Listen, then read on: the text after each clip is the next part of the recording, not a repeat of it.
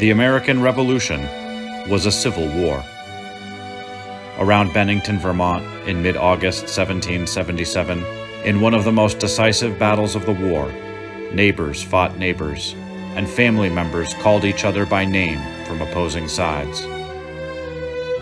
Local disputes found expression on the battlefield, joined by men from New Hampshire and Massachusetts, Canada and England, Hesse and Brunswick, and by Native American warriors in a multinational contest. On green meadows and hillsides, they fought an epic battle, and their struggle would become the stuff of legend.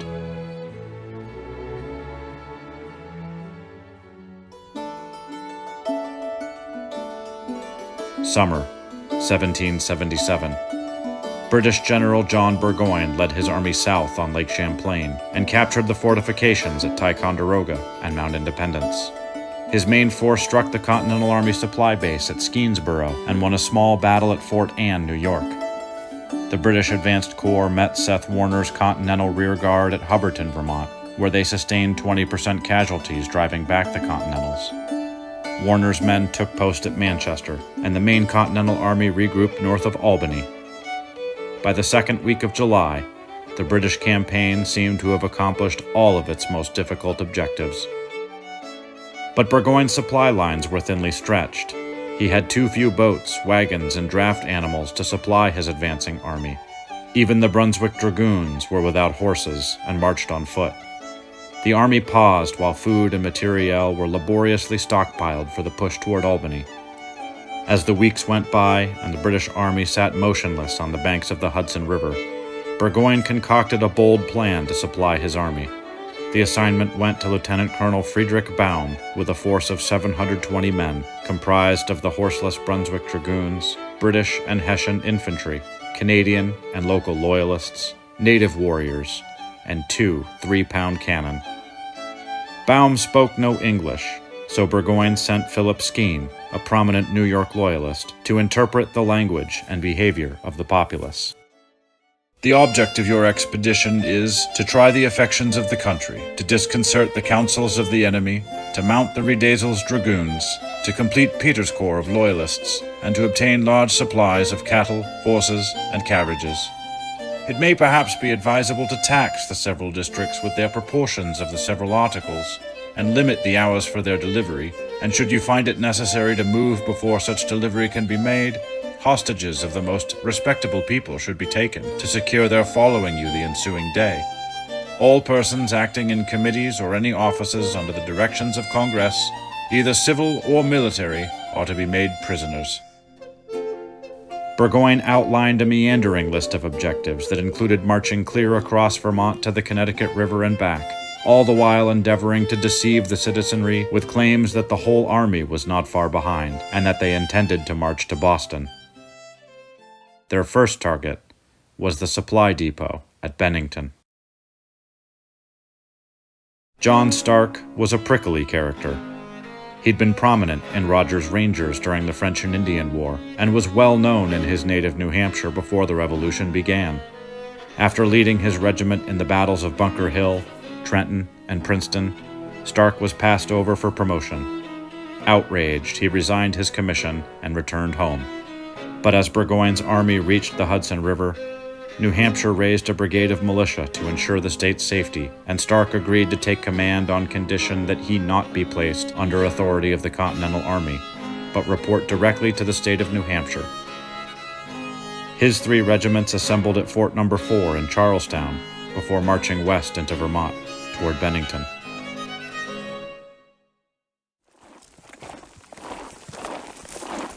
Baum's force set out on August 13th, sweeping aside a small militia force at Cambridge, New York. Alarmed to Baum's movements, many civilians in the path of Baum's men fled in fear. I can never forget, while anything of memory lives, my flight on horseback and in feeble health with my babe and 2 other small children, and my eldest daughter running along on foot by the side of me from Bennington to Williamstown, under circumstances of great alarm and fear from Hessians, Tory enemies, and Indians, in the absence of my husband at the time of this my trial for months before and for months afterwards. The next day, Baum's column ran into Stark's forward screen at Sankowick Mill. After a brief skirmish, the militia fell back. Baum led his men to within 3 miles of Bennington, where the road crosses a small bridge over the Walloomsac River. Stark had 2,000 men well posted on the opposite side, and sent forward skirmishing parties, hoping Baum would launch an attack. The oldest of all the savage Mohawks, whom they venerate as their king, was shot on our arrival at the bridge today. The savages were very grieved and sad about this incident. They made a kind of coffin, laid the man in it, and carried him to a grave 4 feet deep. A detachment of 16 dragoons from our regiment followed. When the coffin had been lowered and covered with a little dirt, the detachment fired 3 volleys. The savages appeared to be very satisfied with that. We have seen today how the enemy attacks. Either lying on the ground or standing behind trees, they load their guns and shoot. They run from one tree to another, and then forward as circumstances demand, and the savages do likewise. The savages were so enraged about their loss that they wanted to depart for Canada tonight. Captain McKay was very dissatisfied that the enemy had not been attacked and pursued with vigor. Now they will become bold. We leave them too much time, for they will gather by the thousands during the night. I cannot understand how one can entrust a detachment to such a man as Lieutenant Colonel Baum, who has no military expertise at all, cannot take proper measures, particularly here in the wilderness, and who has no knowledge at all of foreign languages. Faced with a force much larger than his own, Baum sent Burgoyne a request for reinforcements and positioned his troops on heights covering the crossing of the Walloomsac. The Loyalists dug in on the end of a ridge on the far side of the river. The Canadians were in and around some cabins by the bridge itself. One of Baum's 3-pound cannon was posted overlooking the bridge, the other in a hilltop entrenchment built by the Brunswicker Dragoons. The baggage was staged in a field behind the Brunswicker redoubt. As word of Baum and Stark's standoff near Bennington spread, small groups of militia, both Loyalist and Patriot, flocked to the two forces. Small groups ran into each other, and soon both sides were making attempts to intercept men headed for the enemy camp. I was sent with 12 others to lie in ambush on a knoll a little north and watch for Tories on their way to join Baum. Presently we saw 6 coming towards us who, mistaking us for Tories, came too near us to escape. We disarmed them and sent them under a guard of 3 to Stark. Several who entered Baum's camp were actually Stark's men, posing as Tories to collect information about the size and disposition of the enemy forces before slipping away to report what they'd learned.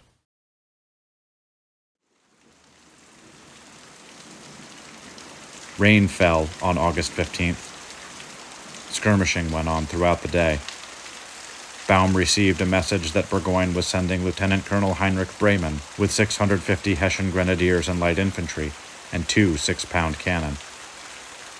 They would arrive before the end of the following day. Warner's regiment set out on the 2-day march from Manchester to Bennington. Warner arrived well ahead of his men. John Stark was a brigadier general of New Hampshire militia. Seth Warner was a colonel in the Continental Army, and so was the ranking officer on the field, but he tactfully allowed the temperamental Stark to act in the role of commander. The 2 officers noted that Baum's forces were entrenched on commanding heights, but so separated that mutual support would be impossible. Weak points were identified in some of the positions, and Stark and Warner concocted a plan to surround and attack all of Baum's posts at once.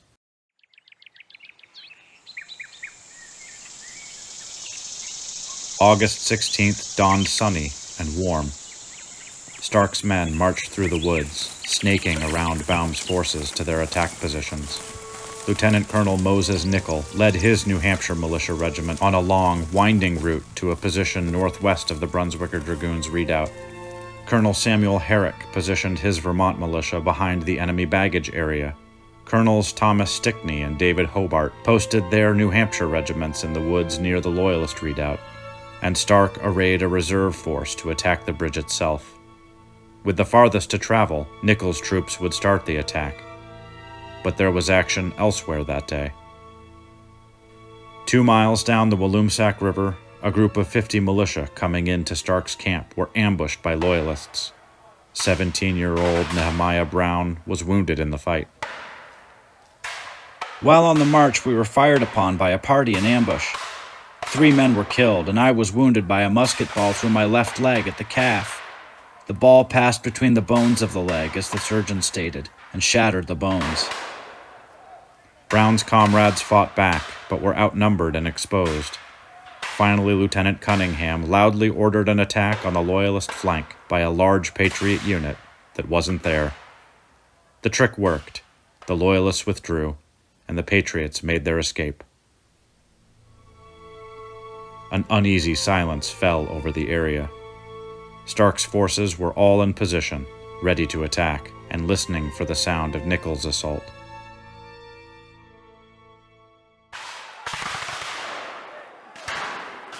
A violent volley of fire erupted against the entrenchment.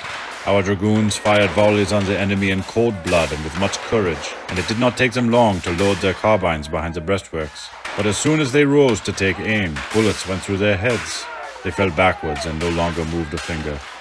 Thus, in a short time, our tallest and best dragoons were sent to eternity. Our cannon shot balls and grape shot, sometimes to the right, sometimes to the left, and then again forward into the brush.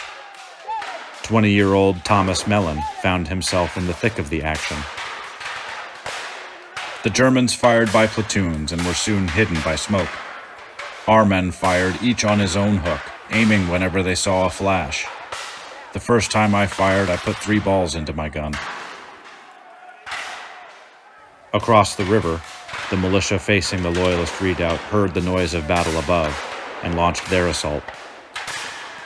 We arose and with shouts marched rapidly to the attack. Resolving that no one should have cause to impeach me with cowardice, I marched with the appearance of a brave soldier. When we had passed through the wood and cornfield, we came in sight of the enemy at about 15 rods distance. They commenced firing with muskets at an alarming rate, so that it seemed wonderful that any of the attacking party should escape. Lieutenant Orr was badly wounded. 2 sergeants grabbed his arms and dragged him back into the cornfield. As the Patriot militia approached the Loyalist positions, some of the combatants began to recognize people from their towns, and even members of their own families, fighting on the opposite side. The rebels pushed with a strong party on the front of the Loyalists where I commanded. As they were coming up, I observed a man fire at me, which I returned. He loaded again, and as he came up and discharged again at me, and crying out, "Peters, you damned Tory, I have got you," he rushed on me with his bayonet, which entered just below my left breast, but was turned by the bone. By this time I was loaded, and I saw that it was a rebel captain, Jeremiah Post, an old schoolfellow and playmate, and a cousin of my wife's. Though his bayonet was in my body, I felt regret at being obliged to destroy him. As Stickney's and Hobart's men rushed over the breastwork, many of the Loyalists surrendered. Some of them were made prisoners by their own townsmen. We took 4 or 5 of our neighbors, 2 Snyders and 2 Hornbecks. The bigger part of Dutch Hoosick was in the battle against us. The rest of the Loyalists ran for their lives. With Stark at that moment taking the bridge, the Loyalists waded the Walloomsac, headed for the perceived safety of the Brunswick Dragoons. But the Brunswickers were in desperate trouble. From the enemy side, the fire became increasingly heavy and they pressed harder. The cannon in our entrenchment was quiet because the sergeant who commanded it had been shot, and the 8 men at the cannon were either shot or wounded. At the bridge where Lieutenant Colonel Baum was stationed, the cannon and volley fire had ceased. When the Brunswickers ran out of ammunition, they drew their sabers and tried to cut their way out. We pressed forward and the Hessians rose above their works to fire. We discharged our pieces at them. We kept advancing and they left their works and ran down the hill to the south or southeast. We followed on over their works and pursued them down the hill. Some were killed in their works, many killed and wounded in going down the hill, and others on the flat upon the river. The enemy came rushing over our entrenchment, and 3 of them quickly took aim and fired at me. I again fell to the ground behind the tree, and the bullets were dreadful, whistling over and beyond me. I remained lying on the ground until the enemy urged me rather impolitely to get up. One grabbed me by the arm, and another said he should kill me, whereupon he placed the bayonet of his gun with tightened trigger on my chest. He asked whether I was a Britisher or a Hessian. I told him I was a Braunschweig surgeon, shook hands with him, and called him my friend and brother. For what does one not do when in trouble? I was happy they understood me, for he withdrew his gun, but he now took my watch, looked at it, held it to his ear, and put it in his pocket. After this he made a friendly face, and was so kind that he urged me to take a drink from his wooden flask. When one of the enemy heard I was a surgeon, so he led me behind our entrenchment to dress the wound of his son, who had been shot through the thigh. Vasmus lost all of his medical equipment and personal possessions, and was soon collected with the rest of the prisoners for the march to Bennington. Some of the militia pursued the fleeing Loyalists and Brunswickers. Others attended to kill their wounded comrades. Many stopped to collect trophies and souvenirs, or to secure the hundreds of prisoners they had taken. General Stark's victorious militia force was in a state of jubilant disarray when a new threat suddenly appeared.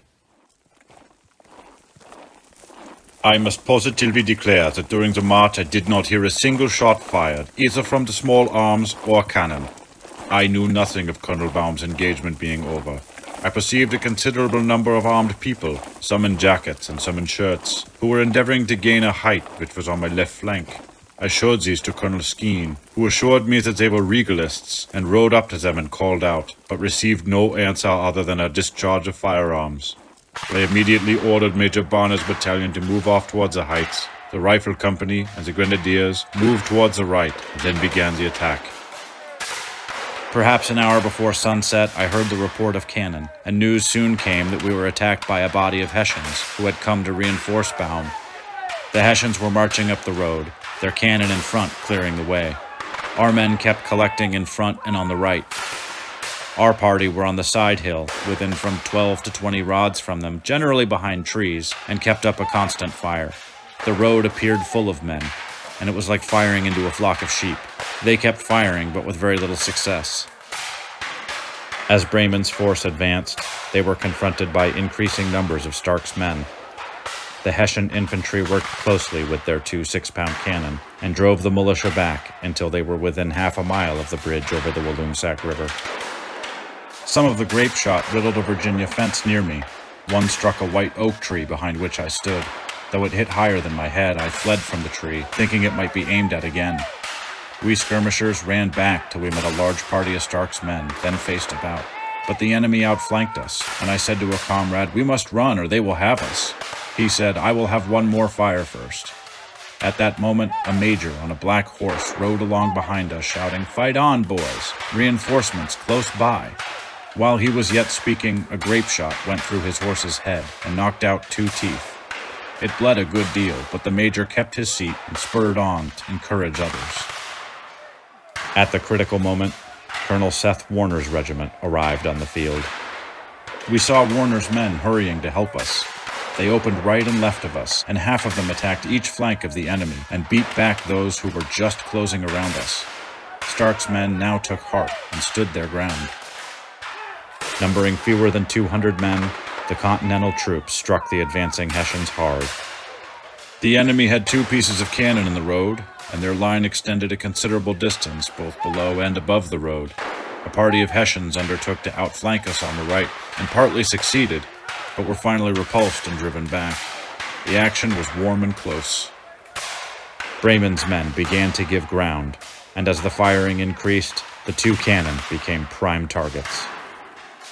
I hastened with a number of men towards the cannon in order to bring them off. On this occasion, the men received the most dangerous wounds, particularly Lieutenant Spangenberg. The horses were all killed, and even if one had been alive, it would not have been possible to have moved him. As darkness fell, Bremen's force faced encirclement. The Hessians had lost 1/3 of their men, and as Stark's militia pressed their front and Warner's men wrapped around their flanks, their withdrawal became confused and desperate. General Stark soon came up with considerable reinforcements and field pieces taken in the first engagement. When General Stark arrived at the edge of the field, he cried out, "Fire on, my brave men! We shall soon have them!" and fired off the field pieces, and our men huzzaed and rushed forward, and the enemy fled in confusion and disorder, leaving their field pieces with their horses dead in their harness. The ground was almost covered with the dead bodies of the enemy. The enemy were made to fall or flee before us. Soon the Germans ran, and we followed. Many of them threw down their guns on the ground or offered them to us or kneeled, some in puddles of water. I came to one wounded man, flat on the ground, crying water or quarter. I snatched his sword out of his scabbard and ran on. We chased them until dark. Stark ordered a stop to the pursuit. Bremen's 2 cannon were captured and pulled toward Bennington as Stark's men tended their casualties. Before we had dragged the gun far, Warner rode near us. Someone, pointing to a dead man by the wayside, said to him, "Your brother is killed." "Is it Jesse?" asked Warner. And when the answer was yes, he jumped off his horse, stooped and gazed in the dead man's face, and then rode away without saying a word. The prisoners were marched to Bennington. Many of them were wounded too. These scenes cannot really be described. To see a friend or fellow creature lie bleeding on the ground, who has been cruelly wounded by the murderous lead and approaches his death shaking, crying for help, and then not be allowed to help him. Is that not cruel? We came past Lieutenant Colonel Baum, who was lying on a cart. He was shot through the abdomen and was crying and begging that the cart should go slow, but the men did not understand our language. They speedily went to Bennington, where the cart stopped at a house. We helped him from the cart, took him into the house, where we lay him on the dirt floor. Shaking hands with us, he said goodbye and gave us several messages for General Riedesel. After darkness, we were taken into a house. Another 8 wounded dragoons and several wounded Americans were also brought in, all of whose wounds I dressed. About an hour later, captains from our Grenadier Battalion came in, and we learned that the Bremen Corps had suffered the same fate as we had. The Americans used to consider us unbeatable, and did not believe they could capture our regular troops. But what will they now say about us? Will they keep running away from us in the future? The future frightens me. To all appearances, we live here under a nation extremely enraged, whose language none of us understands. Each one is asking what will become of us. Gestures of goodwill on the part of the victors soon allayed the worst of their fears. When we were treated with beef, pork, potatoes, and punch tonight, we were greatly pleased. While we were still sitting at dinner, a man entered the room, who sat down at my side and joined us at dinner. This was the American Colonel Warner. After the meal, he took out a small metal box from his pocket, which belonged to me. It contained lancets that he contemplated with great curiosity. He gave me 6 pieces, and the remaining 6 he wanted to keep. He also had this journal of mine, which he returned to me. Baum's force had been completely destroyed. Bremen's relief column was badly mauled. 207 of Burgoyne's men were killed, and over 700 taken prisoner, many of them wounded. Stark and Warner's men suffered some 70 casualties. It was one of the most decisive and one-sided victories of the Revolution. Burgoyne lost more than 10% of his entire army. Until Bennington, Burgoyne believed the American militia ineffective, the populace largely with the crown, and his campaign proceeding well. After Bennington, the tone of his communications changed abruptly. The consequences of this affair, my lord, have little effect upon the strength or spirits of the army, but the prospect of the campaign in other respects is far less prosperous than when I wrote last. I find daily reason to doubt the sincerity of the resolution of the professing loyalists. The great bulk of the country is undoubtedly with Congress, in principle and zeal, and their measures are executed with a secrecy and dispatch that are not to be equaled. Wherever the king's forces point, militia, to the amount of 3,000 or 4,000, assemble in 24 hours. The Hampshire Grants in particular, a country unpeopled and almost unknown in the last war, now abounds in the most active and most rebellious race on the continent, and hangs like a gathering storm on my left. Many loyalists who fought at Bennington were captured and imprisoned. Others fled to Canada, had their lands confiscated by Patriot committees, or went into hiding for a time. Peter and George Rosenberica, brothers from Hoosick, New York, both escaped the battlefield when the Loyalist redoubt was overrun. They and others hid in the woods for 5 months, until they were able to be seen in public without arrest. The Patriot militia returned to their homes as heroes. When I had a child 13 days old, Colonel Simmons sent to my husband that he must go. He went to the Bennington battle, and 4 of his company were killed. 2 of them had families. It was rumored that he was killed, and when he returned, I cried, and he asked me if I was sorry, but I told him I was crying for joy. He brought home some Hessian officers to our house, and I declined shaking hands with them, but got them victuals. Every blanket in the house was taken by his soldiers. Lieutenant Colonel Baum's wound proved mortal, and he died 2 days after the battle. Burgoyne's army marched south to Saratoga, where they twice fought the main Continental Army. The first battle was a stalemate. The second, a decisive American victory.